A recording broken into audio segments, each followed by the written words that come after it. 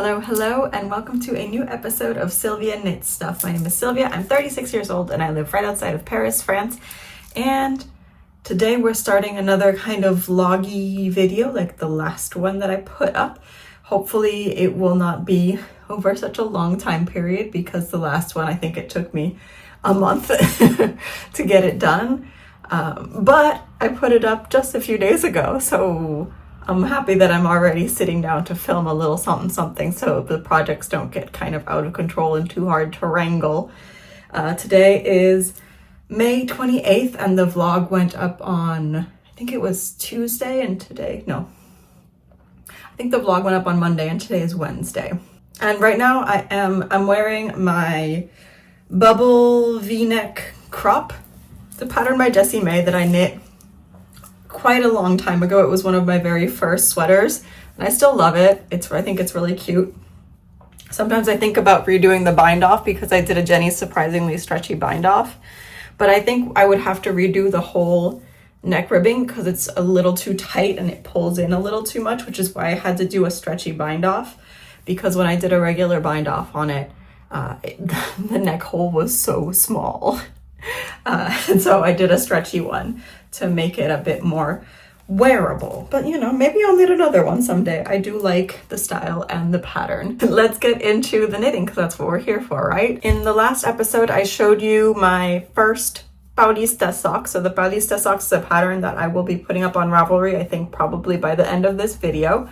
I'll be putting it up for free. It's a colorwork sock pattern, and the colorwork is a design inspired from these mosaic sidewalks that they have in Sao Paulo. They're these funky sidewalks, and my husband had asked me to make something with that pattern. I knit him a pair like 2 years ago, didn't put up the pattern even though it's been tested and it's all ready to go pretty much. I think I need to fix one or two small things because I wanted to knit myself a pair and take pictures of the both of us wearing the socks, and I never got around to knitting myself a pair.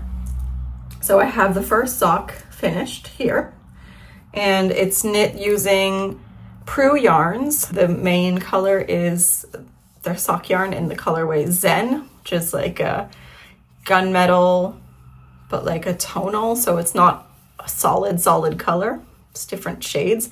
And then my contrast is from La Bien-Aimée, and it's the colorway Totoro and May. The first sock is finished, and I knit the second size, which starts at 64 stitches. And then in the pattern, I give you the option to either, you know, increase your stitch count or not. And I increased the stitch count to 72 for the leg, and then I decreased after back to 64, but I should have decreased to 60 because the foot is a little big on me, but it's okay. And then I finished the colorwork on the second sock, and I finished, the colorwork heel. I've done the heel turn. I just need to pick up my gusset stitches and then get going on the foot. My goal is to finish this by this week. Will I? I don't know, but I want to get this out of the way. Also, I don't enjoy knitting colorwork that much. I get very annoyed when I have to manage more than one ball of yarn when you're doing stripes or mosaic knitting and all that other kind of stuff too often. It drives me kind of bonkers, but I keep doing it anyway because I like how it looks. But also, I think when I was originally coming up with the idea for this design, I had never knit colorwork socks before, and I went through like 3 prototypes that were all too small. And so I've become a very loose colorwork knitter, and I think this one in the leg fits okay, but this one's a bit big. Like I was too loose in my colorwork. So when I tried it on after putting half my stitches on another needle for the heel, it was a bit big, and I'm like, you know what? We're gonna make it work like that. That's just how it's gonna be. If it's a little too big, whatever, they'll be like cozy socks, and it's not like now is the season where I want to wear colorwork socks because it's spring and it's a little too warm for that right now. So whatever, I just want to finish, get the pictures taken, and get the pattern up. I have one project that is almost done in the cute little bag that I showed you. I think I showed you guys last time that I made this bag. And inside I have a ripple crop top, a pattern by Jessie. Jessie. I like Jessie.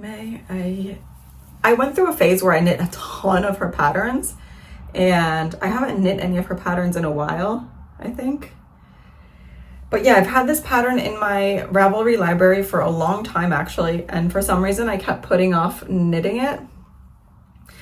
And I finally decided, all right, let's do it. The yarn is from a French dyer called EV3. And it's her Stellina sock yarn base. This is knit on 3.5mm needles, and it's all a 3x3 rib. It's knit from the bottom up. So you knit the tube in rib for a while. I personally lengthened the body because I wanted something that I could wear with lower waist pants without having my tummy poking out too much. And hopefully, I tried it on before, but you know, when you knit rib, it's very tight, like it kind of shrinks horizontally like this, obviously. And when I wear it, it's gonna be a bit stretched out. And that kind of shortens rib a little bit sometimes, but I think we'll be okay. And I imagine that with blocking, it might gain a little bit of length because it is a superwash merino. It does have Stellina, but it's impossible to show you. You can see it, sort of. Little shiny threads. I have 3 skeins, and I think I'm gonna have to break into my 3rd skein for the second little sleeve. I finished one of the sleeves already. They're just short little sleeves. I think it's 2.5 inches, 6.5 centimeters, if I'm remembering correctly from the pattern. And in the pattern, she doesn't give you a pickup ratio. She just gives you a stitch count, and then she says you can count the number of rows and then distribute blah blah blah and figure out what your ratio is. And I was like, I'm too lazy for that. And at first I started trying to pick up and like figure out the ratios as I went, which probably counting my rows and doing what she suggested would have been much faster. And it just was not working for me. So then what I decided to do instead of doing what she suggests in the pattern is to just pick up every stitch. And then I went to a knitting calculator. You've got tons of websites where you can calculate decreases. So I counted all the stitches that I'd picked up, and then I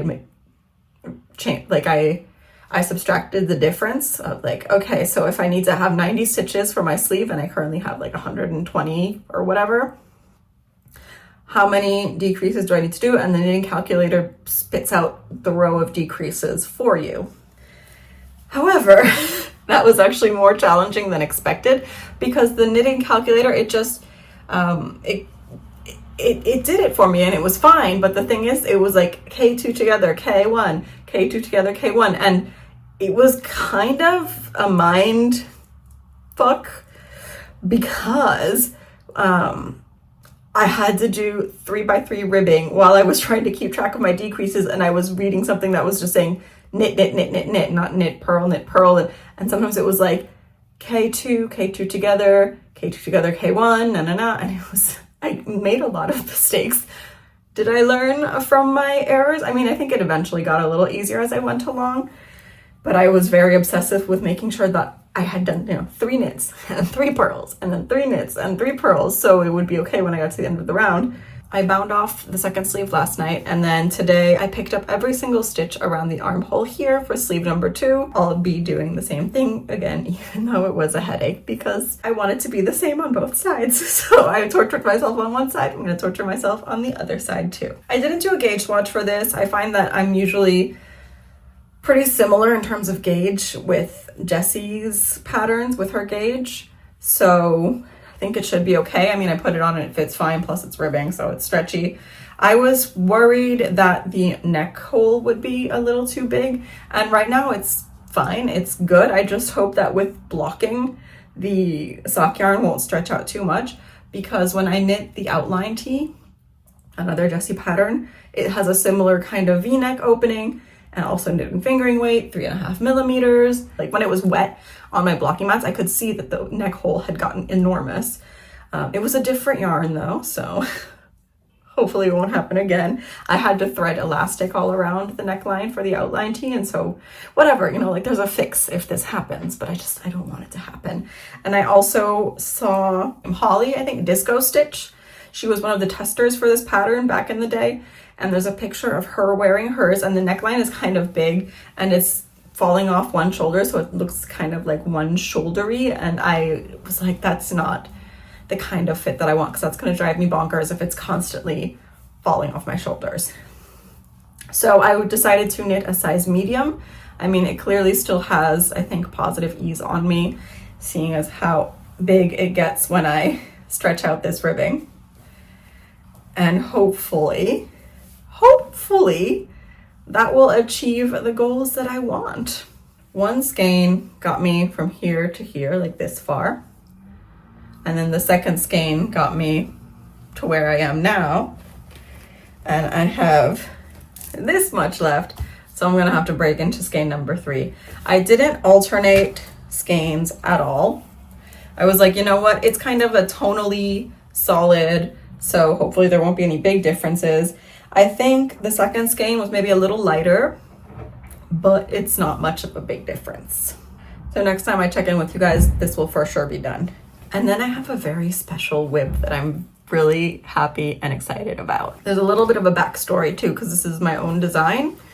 And last summer, my husband and I, we went to the UK for a day and a half. Ugh, it's giant fly season. Get out of here. You're killing my vibe, bro. You know, one thing that I think shocked me when I first went to France when I was 16. I've been living in France for many, many years, but the first time I traveled to France, I was really shocked that there were no window screens. And so when the weather is nice and you open your windows, bugs come in. And so it's giant fly season in our apartment now. So sorry if you hear buzzing around, but they drive me crazy. Let's close that tangent. Ignore any buzzing. Okay, I think he went to another part of the apartment. Let's go. Anyway, last summer, my husband and I went to the UK for like a day and a half because he wanted to see Blink 182 at the Download Festival. Paris is a quick train ride from London. It's like 2 to 3 hours. So, I mean, it's not that long, but it's not that short either. And we were like, yeah, let's take the Eurostar in the morning. And then we just have to take a quick train up to Reading, which is like, I think it was like less than an hour. We check into our hotel and then we go to the music festival, except that we had to wake up super early for the Eurostar. And by the time we had checked into our hotel, it was like 4 p.m. and we were exhausted. And then we had to go to the festival and be there for like the rest of the day and night because Blink 182 was the headliner. And we were just so tired. I don't recommend doing that. We were like, next time if we want to go to a music festival or something in the UK, we'll get there the day before. That's a better idea. So on the train to Reading, there was this chick sitting kind of in front of me. Our seats were facing this way, her seat was facing this way, but she was a couple rows ahead of us, so I could see her, obviously. And she was wearing this really cute knit polo. It was obviously machine knit because the gauge was very, very small. And it was like a cardigan. It was a button down. It had short sleeves and it had a polo collar. And it had this really interesting lace that I really liked. It was just these zigzags. I took creep shots of her shirt on the train. I didn't go to talk to her or anything because she was working and she was on the phone the whole time. I didn't want to bother her. But I was like, you know what? It's for my own personal artistic use. Let me take some creep shots. So I just tried to really get a shot of her shirt, of the lace pattern, so I could try to recreate it. And then that had been kind of shelved away in the back of my mind for quite a while. A couple weeks ago, I was like, now is the time. Let's do it. But I decided, since I've never knit anything with a polo collar and I wanted to play around with it a little bit before getting into something with more complicated design features, I decided that I would first recreate the lace and make a little tank top. I made several attempts at charting and swatching. The first couple ones didn't work out because I was like, I have never I've never really made this complex of a lace chart on my own. It's not super complex, but it was, ironing out some minor kinks. And then I made this swatch using Knitting per Olive pure silk in the colorway Sunflower with 3mm needles. And so the lace on the top, it was basically these zigzags where you had 3 zigzags that were close together like this. And then there was like a bigger space and there were 2 zigzags that were more spaced apart. And I messed this up on my swatch too on the initial chart, not the initial chart, but the chart that I swatched here. It's not supposed to have this many yarn overs on the bigger, more spaced out ones. And so I did that and I was like, okay, now we can measure this and figure out what my stitch count is. How wide is this? I don't remember the exact numbers. And I wanted something that fit kind of like my Rococo top by Sari Nordland because I really like how that fits. I think that one's supposed to be 95 centimeter bust circumference. So I did my calculations based on that as being my goal, more or less. And I think one pattern repeat was just under 4 inches, 10 centimeters. So it was fairly easy to kind of extrapolate that out into a stitch count. I decided to put some little cables also on the sides here because I wanted to create a line, and then I got started.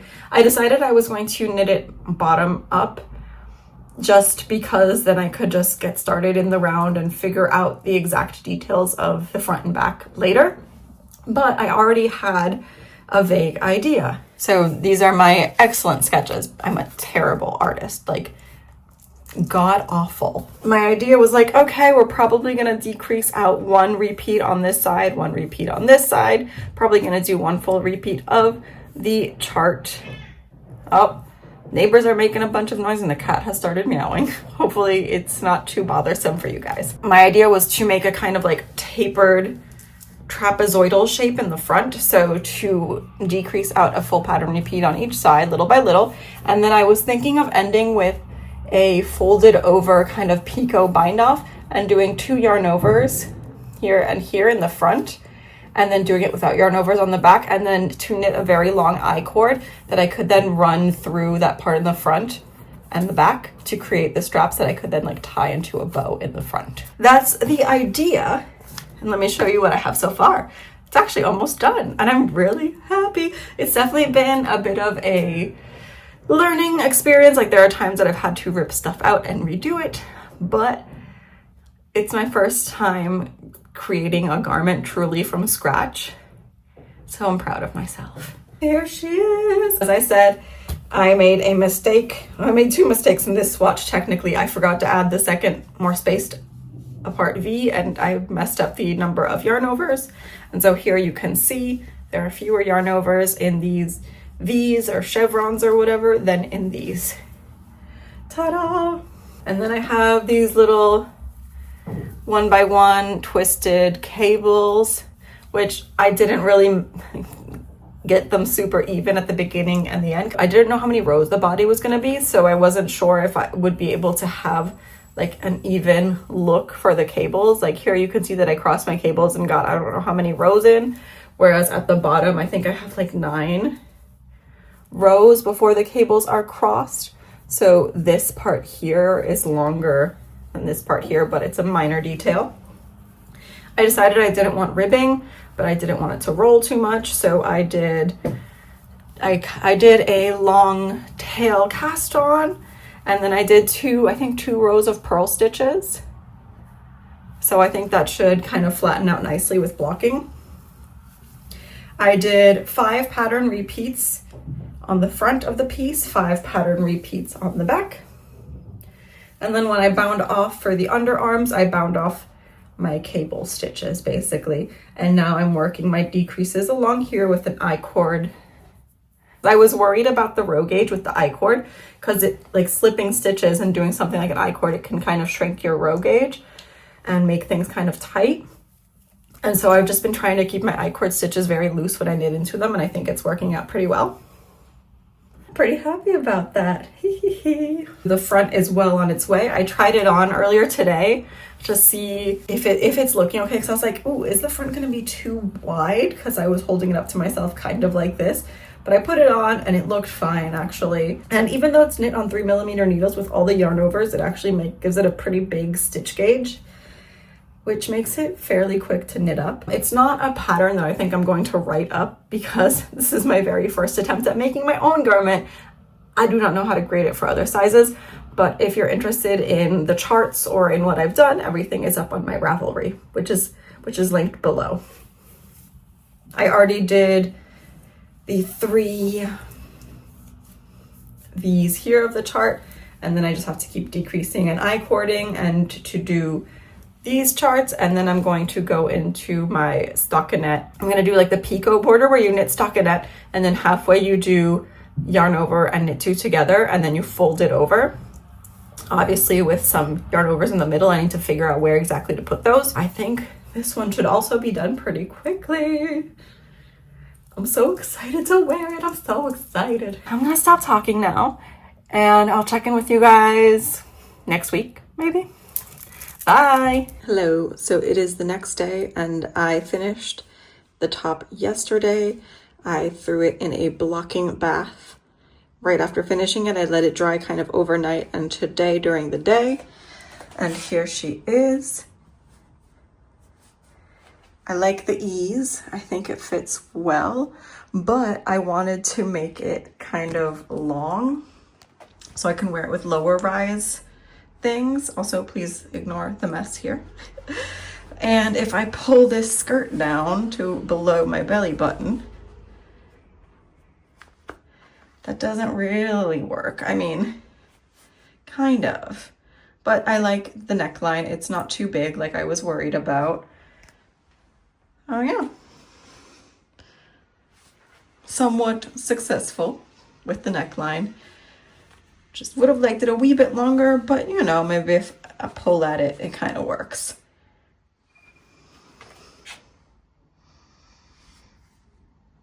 You can see the 3x3 ribbing is now all stretched out. I made sure to pull at it and stretch it horizontally while it was drying so it didn't dry all scrunched up like an accordion. All right, I'll check in with you guys later. Hello, it's June 5th. And all of the whips that I showed you are done. So you briefly saw a quick clip of me in this after I finished it. So my ripple crop top is done. And I had mentioned that I wasn't sure if it was long enough, but I actually think it's okay. I just put on my mid-low waist boot cut jeans that I like to wear, and it actually fits well.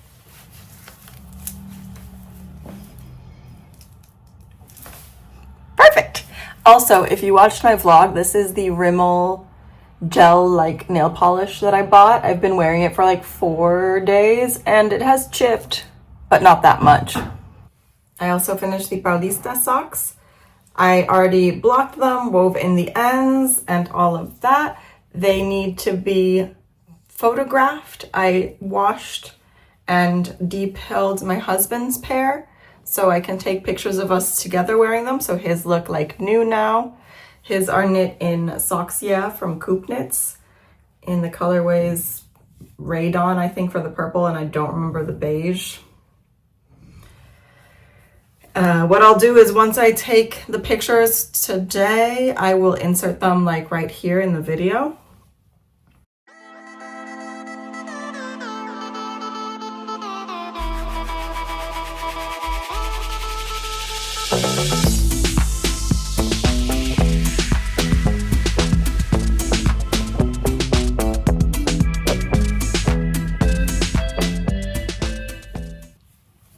Finished this little beauty last night.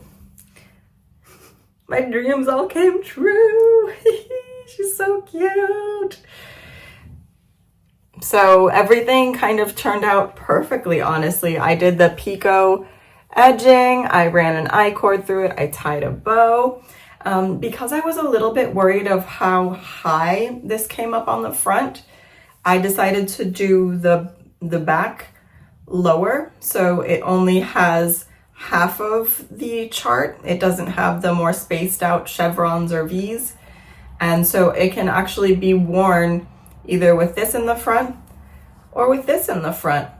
I did the picot edging on both sides, though I didn't do any yarn overs here. So there can only be a bow here on this side, which is the designated front, but can also be the back. She is, I'm so obsessed. I'm so happy. I finished it last night. Last night, all I had left to do was to finish the fold over edging and fold it over and then knit the I-cord. So I did that while I was watching TV last night. I thread it through, put it on, and I was like, ah, all my dreams have come true. I'll take a little bit of footage of me wearing it as well. And I'm just so obsessed. She needs a wash. I don't want to like pull on the lace too much to open it up. I feel like it does look pretty good already because I don't want it to stretch out too much. Honestly, I could probably just wear it how it is right now, though I would like to attempt to pin down the bottom hem a little bit. I did do 2 rows of purl, so I think once it's washed and blocked with that pin down a little bit, it shouldn't roll up too much. I need to update all of my notes on Ravelry, but as I said, you know, it's not going to be a pattern, but if you want to copy what I did, it is up on my Ravelry / the updated version of what I did will soon be up on my Ravelry.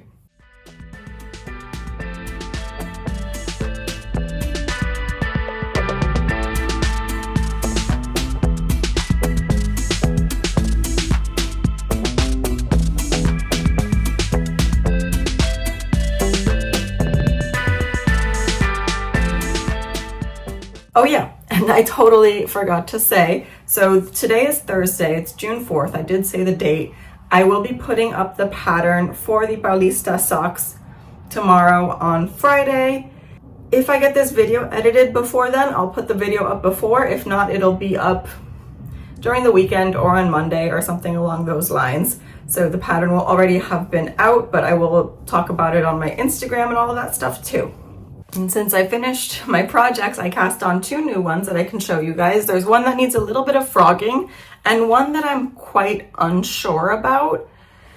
This is just a vanilla sock. I cast it on with this Schoppel Wolle Zaberball, crazy Zaberball. The colorway is Wolke, which means cloud in German. So it goes between this kind of like lavender and white and pink colors in different orders. Like here it fades to white to pink, pink to white, white to purple again, etc., etc. But I am going to frog the heel. Technically, I had already finished the heel and the gusset decreases and everything, but the more I looked at it, the more unhappy I was about the fact that there's this stark line between here and here, because obviously the yarn transitioned from purple to pink in the heel part, and then when I started working in the round again, it just did that. So I was like, okay, I have to have a mini that works, and I found the perfect mini. Like, could it be more perfect? Honestly, I was grabbing a bunch of leftovers and looking at the minis that I have, because I don't have that many minis either, and I saw this one and it was fate. It's perfection. So I need to wind this up, frog the heel, and do it in this. I cast on 60 stitches on 2.25 millimeter needles. I did 25 rounds of 1x1 twisted rib, and then I did 60 rounds on the leg. Other than that, it's basic vanilla sock. And then I have one project that I'm feeling very unsure about, because I feel like in terms of the gauge, the math isn't mathing. Last week, I thrifted 4 balls of this black cotton yarn, and it is like a fingering weight, more or less. The gauge, the suggested gauge on the ball band is 25 stitches by 36 rows, so that puts it firmly in fingering weight category. And I know things can get a little weird with yardage and plant-based yarns, so I'm going based on the suggested gauge that this is more of a fingering weight.